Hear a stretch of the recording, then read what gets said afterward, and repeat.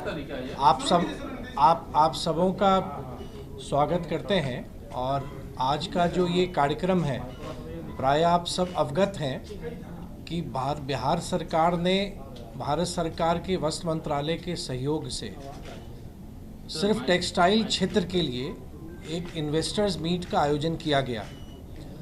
आप ये भी अवगत हैं कि दिसंबर 2024 में 11-12 को हम लोगों ने बिहार बिजनेस कनेक्ट एक बहुत बड़ा इन्वेस्टमेंट समिट भी हम करने जा रहे हैं। उसी कड़ी में आप इसको जोड़ सकते हैं कि एक टेक्सटाइल सेक्टर स्पेसिफिक ये हमारा निवेशकों के लिए एक ये कार्यक्रम आयोजित था।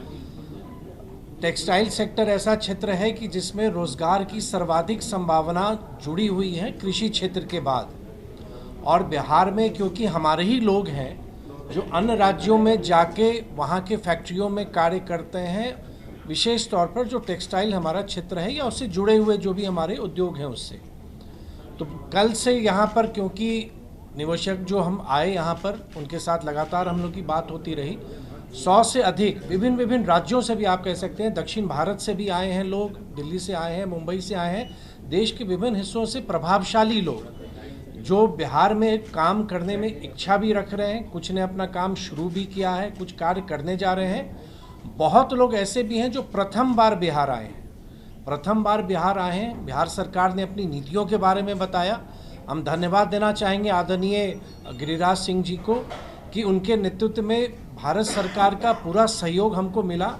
भारत सरकार की सचिव भी आई हैं, वस्त्र मंत्रालय की एडिशनल सेक्रेटरी भी हैं और पूरी टीम उनकी। और यही नहीं, मैं आपको स्मरण दिला दूं कि आदरणीय गिरिराज जी के शपथ ग्रहण के मात्र एक सप्ताह के अंदर ही, जब केंद्र में आदरणीय मोदी जी के नेतृत्व में नई सरकार बनी, एक सप्ताह के अंदर ही आदरणीय गिरिराज जी के नेतृत्व में एक उच्च स्तरीय डेलीगेशन आया था।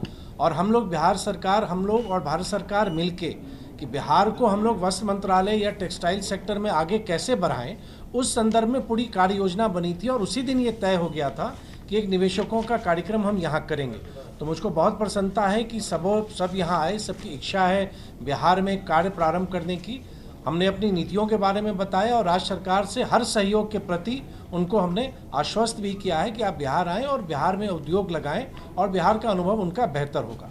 अब हम आग्रह करेंगे आदरणीय विजय सिन्हा जी से, माननीय उप मुख्यमंत्री जी से। और देश के प्रधानमंत्री माननीय नरेंद्र मोदी जी की सरकार बनने के बाद बिहार के मिट्टी से जुड़े बिहार के माननीय मंत्री गिरिराज बाबू का जिस तरह से बिहार के अंदर बदलाव करने का, विकसित बिहार बनाने का, प्रधानमंत्री जी के संकल्प को साकार करने के लिए आज जिस तरह से बाहर के उद्योगपतियों का यहाँ पर बैठक हुई है और जिस तरह से उनका इंटरेस्ट इन्वेस्टमेंट के लिए निवेशक जिस तरह से बिहार आ रहे हैं, ये बिहार के लिए शुभ संकेत है। और मुझे पूरा विश्वास है कि बिहार इतना बड़ा मार्केट है और बिहार के अंदर स्किल्ड लेबर, वाटर, पावर सभी मौजूद है। तो ये हम लोग सफल होंगे। विकसित बिहार में पहली जो भूमिका और कदम हमारे माननीय मंत्री गिरिराज बाबू का उठा है, मैं हृदय से धन्यवाद भी देता हूं। और बिहार की जनता के हित में रोजगार का एक नया अवसर का श्री गणेश भी होगा। गए थे, पूरी टीम इनकी थी, पूरी टीम हमारी। तो वहां लगभग 10,000 लोग काम कर रहे हैं। बेतिया में सबसे पहले बेतिया ने शुरू की। बेतिया में सब कारीगर के कारण हुआ। बेतिया एक अच्छा क्लस्टर बन गया है। अब मैं बेगूसराय को तीसरे क्लस्टर के रूप में हम डेवलप करने जा रहे हैं और आग्रह किया है एक क्लस्टर को सैचुरेशन मोड में ले जाएंगे तभी दूसरे क्लस्टर को प्रमोट करें, क्योंकि इन्वेस्टर धीरे धीरे बिहार फ्रेंडली जब होगा तो फिर अन्य जिलों में भी जाने के लिए उत्सुक होंगे।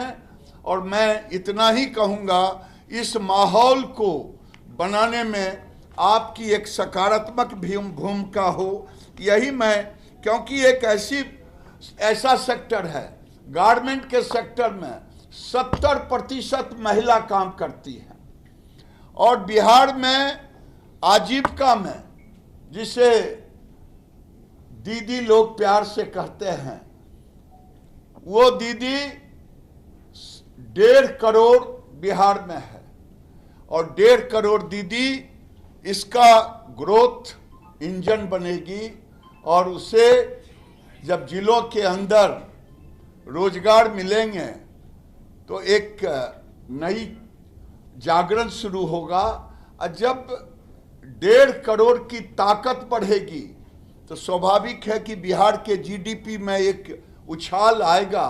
जिसने बिहार को दूसरे रूप में देखा है, आज बिहार एक अलग रूप में माननीय नीतीश मिश्रा की टीम के साथ, माननीय डिप्टी सीएम के सरकार के साथ ये नई ऊर्जा के साथ जाने वाला है।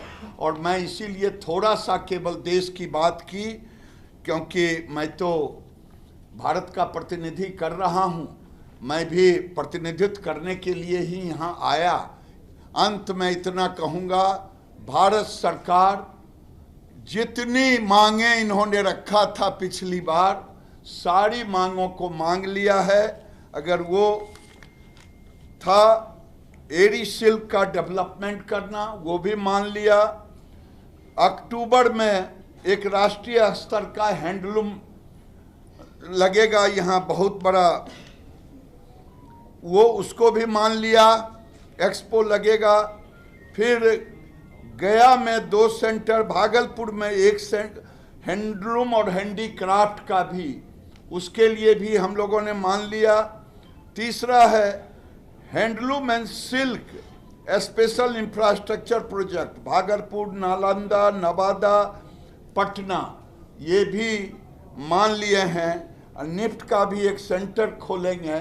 साथ में साथ ये जो गारमेंट है, गारमेंट के 3 सेक्टर हैं, एक ब्रांडेड, एक नॉन ब्रांडेड जो क्लस्टर के रूप में होता, तीसरा है जो पटना और डिस्ट्रिक्ट हेडक्वार्टर पर बड़े बड़े टेलर का देखते हैं, और चौथा है जो गांव में जिसे आप दर्जी कहते हैं।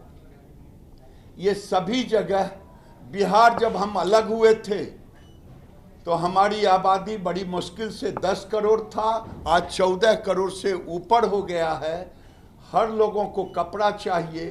एक आदमी को कपड़ा भी भारत के अंदर लगभग 53 मीटर कपड़े का एवरेज आता है।